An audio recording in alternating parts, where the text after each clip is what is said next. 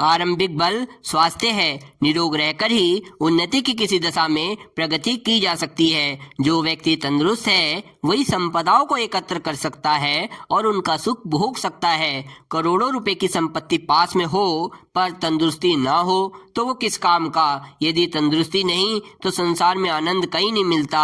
सब प्रकार की उन्नति का मूल स्वास्थ्य को कहा गया है, इसलिए हमें स्वास्थ्य की रक्षा करनी चाहिए। दूसरा है मन को मजबूत बनाने और आंतरिक शक्तियों के विकास के लिए प्रज्ञा अभियान में सम्मिलित रहिए। इसके लिए गायत्री मंत्र की कम से कम 3 माला का जप और सविता सूर्य की ध्यान धारणा मेडिटेशन श्रद्धा पूर्वक करे। इसमें कोई कमी ना करे।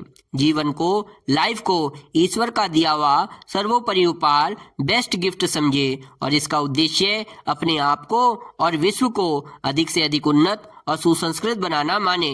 वर्तमान को संभाले, भविष्य की सोचे, पीछे मुड़कर ना देखे।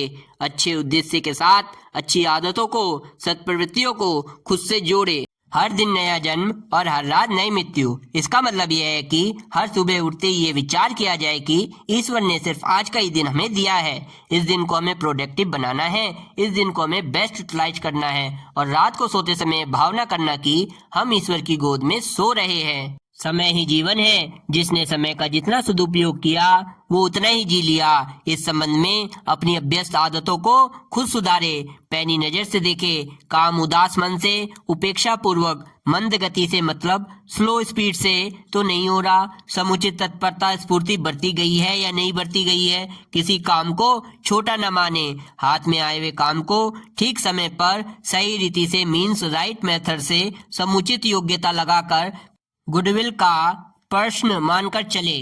खाली समय होने पर दूसरे द्वारा बताए जाने की प्रतीक्षा ना करके खुद अपने लिए काम की तलाश करे। प्रगति का एक ही मापदंड है, किसने अपने कार्यों में कितना उत्साह दिखाया और उछलकर आगे आया।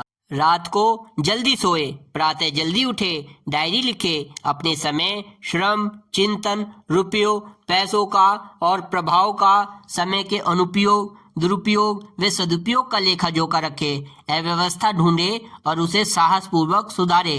सौंदर्य उपासक बने, मतलब स्वच्छता, सादगी, सुरुचि का समावेश ही सौंदर्य है। अपने शरीर की, कपड़े की, बिस्तर, निवास व कार्य क्षेत्र पर इस संदर्भ में पैनी दृष्टि रखे कि कहीं गंदगी, कुरूपता, अस्त व्यस्तता तो दिखाई नहीं दे रही। जहाँ दिखे वहाँ उसे कभी के लिए टालने की अपेक्षा तुरंत सुधारने का प्रयत्न करे। दूसरों का सम्मान, विनय वचन, पोलाइट वर्ड अपने व्यवहार में, अपने बिहेवियर में रखने की को शिष्टता कहते हैं। इस सत्प्रवृत्ति को अपने स्वभाव का अंग बनाए और चापलूसी ना करे। आवेश, उत्तेजना, कर्कशता, खीज, झल्लाहट से दूर रहे।